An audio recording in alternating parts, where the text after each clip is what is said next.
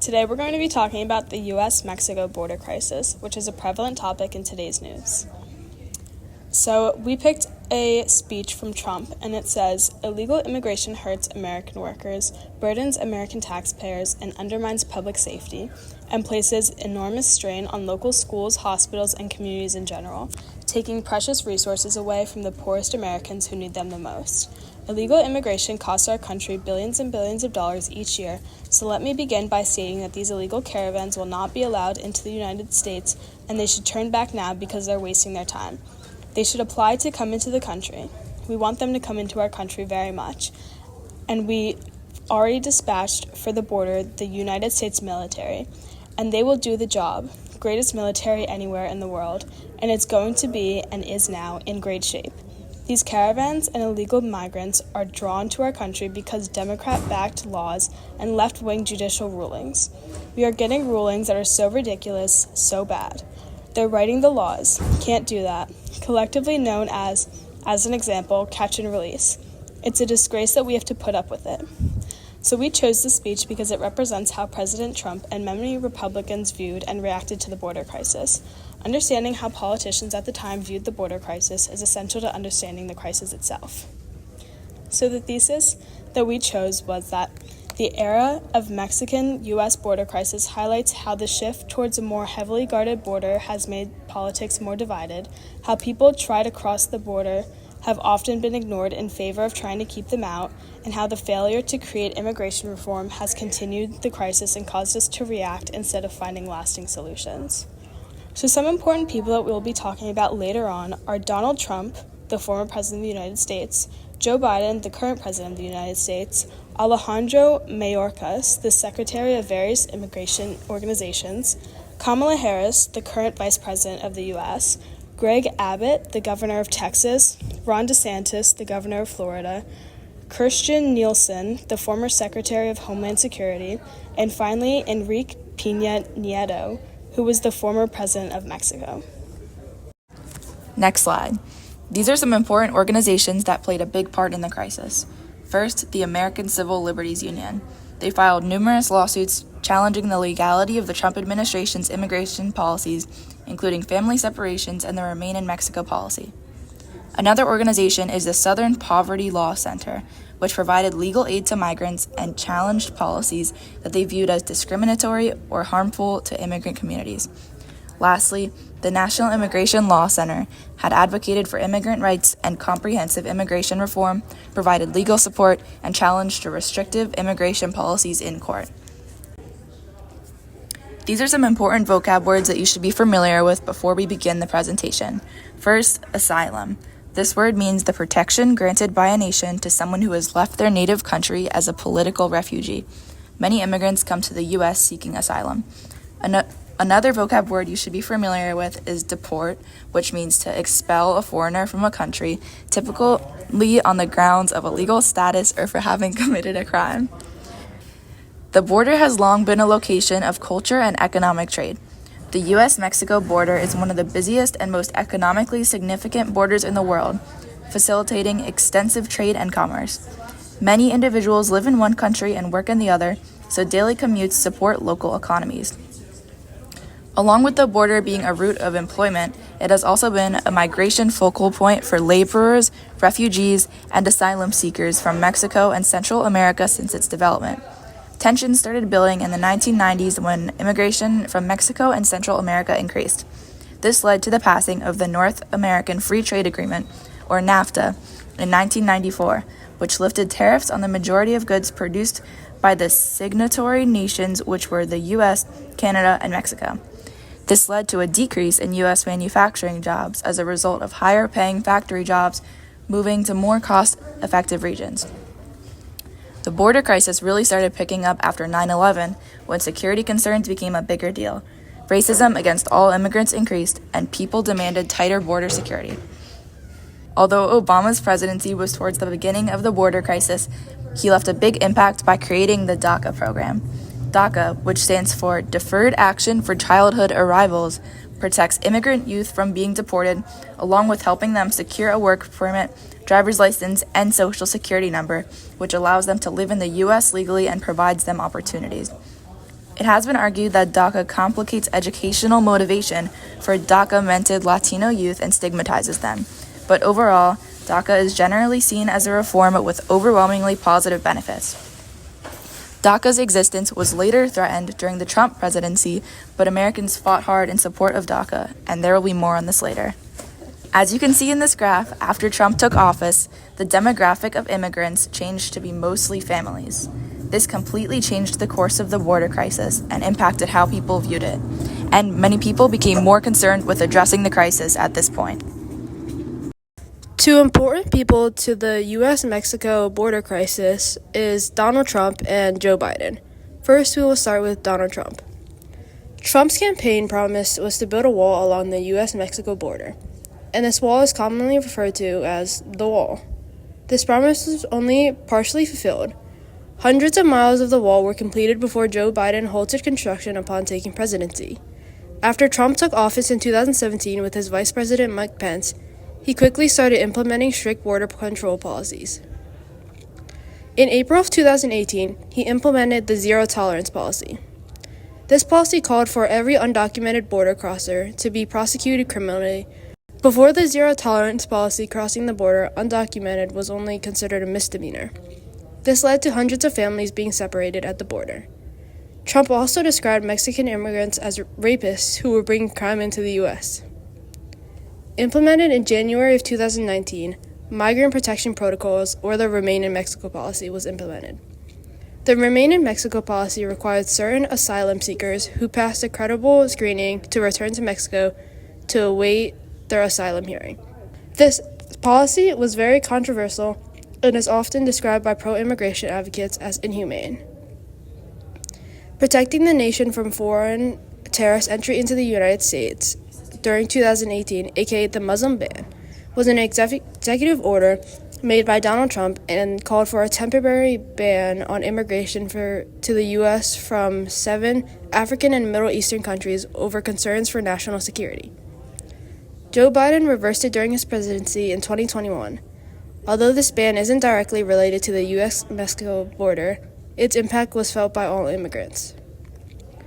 Addressing influx of migrants from 2018 to 2019.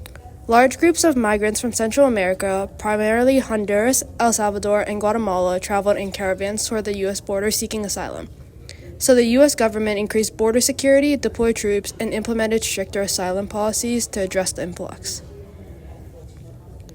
Title 42 was a public health order to expel migrants quickly at the border without typically processing due to COVID-19 concerns. It was a clause of the 1944 Public Health Service Law that was almost never used until Trump started using it. The policy has continued under the Biden administration. Despite legal challenges and criticisms from immigration advocates, the Supreme Court of Justice blocking. After the blocking, Trump tweeted, "These horrible and politically charged decisions coming out of the Supreme Court are shock and blast into the face of people that are proud to call themselves Republicans or conservatives." And it was primarily because Trump wanted to end the DACA. So Joe Biden. In 2021, Biden created an interagency task force for the reunification of families. Adults and children that have been separately detained under the Trump administration's zero-tolerance border policy was now under protection while being reunited. When Biden took his place in office, he worked to reverse some of Trump's immigration policies that were implemented during his presidency. Biden has worked to lift the many restrictions placed upon immigrants. Some of these major policies included the end of the Remain in Mexico policy, which he pushed towards the administration of new asylum seekers. On May 11, 2023, the Title 42 order was lifted. The policy was initially continued under the Biden administration despite legal challenges and criticisms from immigration advocates. The next steps before Title 42 was fully lifted was the exemption of unoccupied minors from the expulsions. This, along with using more humane processes for migrants.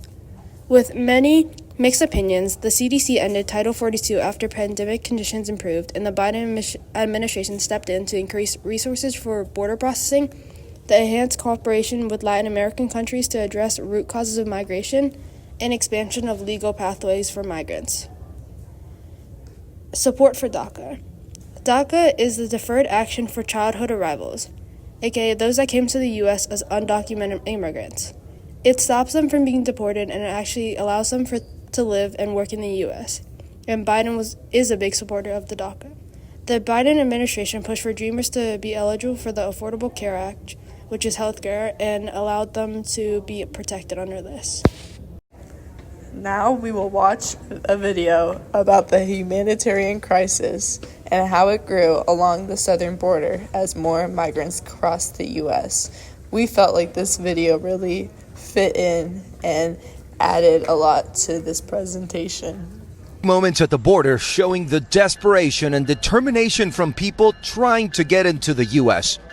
Border Patrol agents making a life-saving decision, cutting the razor wire fence to rescue this group of migrants carrying young children, then pulling them out of the dangerous barrier. The group got stuck after crossing the Rio Grande in Eagle Pass, Texas, where thousands have arrived this week. Others finding ways to avoid the razor wire. So they climbed onto these containers from the river, and now Border Patrol is helping them get off. They say they want to contribute something to the United States and help their families back home. 400 miles away, the mayor of El Paso sounding the alarm. The city of El Paso only has so many resources, and we have come to what we look at a breaking point right now. A new shelter opening its doors to help as the migrants continue arriving south of the border.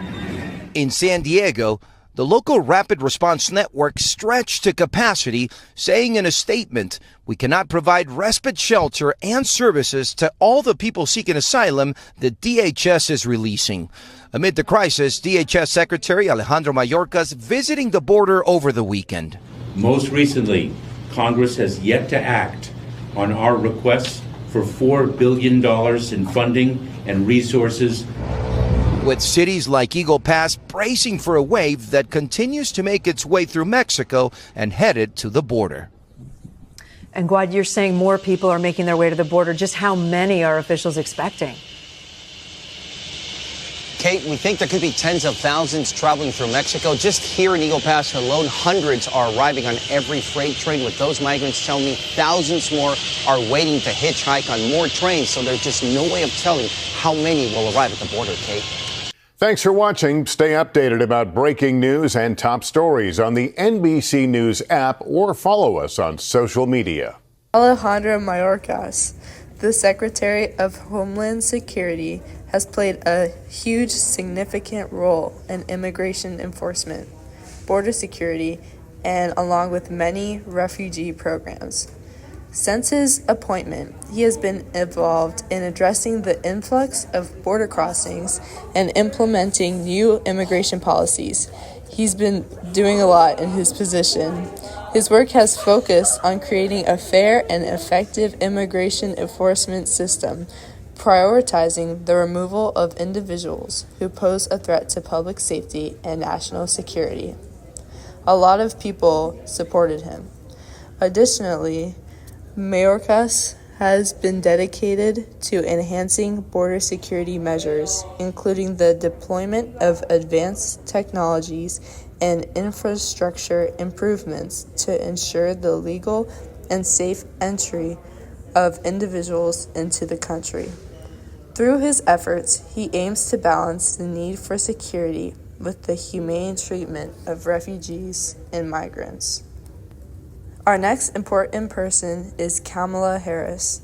Kamala is the current Vice President of the United States and is tasked with addressing the root causes of migration from Central America, along with many other duties as Vice President. She focused on diplomacy and aid to reduce migration pressures. By working with leaders from Central American countries, she aims to foster stability, improve living conditions, and create economic opportunities in the region. This approach seeks to tackle the underlying issues that compel individuals and families to leave their homes in search of a better life. Greg Abbott has been the governor of Texas since 2015. Oh, no, wait, hold on. Redo slide. Greg Abbott has been the governor of Texas. Okay. Repeat, Greg Abbott. Greg Abbott has been the governor of Texas since 2015, a very long time. He was the one who launched Operation Lone Star, which deployed state resources to enhance border security. He had also initiated state-funded border wall construction efforts. Abbott has initiated state-funded efforts to construct a border wall, emphasizing the importance of border security in safeguarding the welfare and interests of Texans. It makes sense because Texas is right there. These measures reflect his commitment to strengthening border enforcement and protecting the integrity of the state's borders. Ron DeSantis has been the governor of Florida since 2019. DeSantis is known for his conservative stance on various issues, including economic policy, education, and public health. Regarding the border crisis, he had sent law enforcement personnel to assist Texas with border security, signaling strong support for stringent immigration control measures.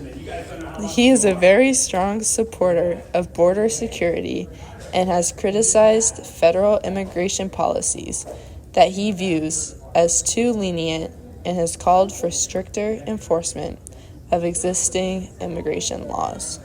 Kirstjen Nielsen served as the Secretary of Homeland Security from 2017 to 2019, during which she enforced the family separation policy and other stringent immigration measures under the Trump administration.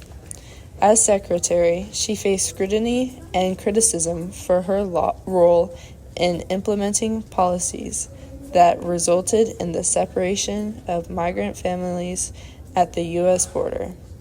These policies aim to deter illegal immigration by imposing harsh consequences on those attempting to cross the border unlawfully. Nielsen's time as secretary was marked by heated debates and legal challenges surrounding immigration enforcement policies and their humanitarian implications. Enrique Peña Nieto served as the president of Mexico from 2012 to 2018. One notable event during his presidency was his rejection of former U.S. President Donald Trump's proposal to have Mexico pay for the construction of a wall along the U.S.-Mexico border. Despite pressure from the Trump administration, Peña Nieto firmly opposed the idea, stating that Mexico would not fund the border wall. This stance led to tensions between the two countries and underscored the differences in their approaches to addressing immigration and other border security issues. Thank you all so much for watching, and we hope you learn more about border crisis and immigration regarding the U.S.-Mexico wall. Additionally, here is our Kahoot.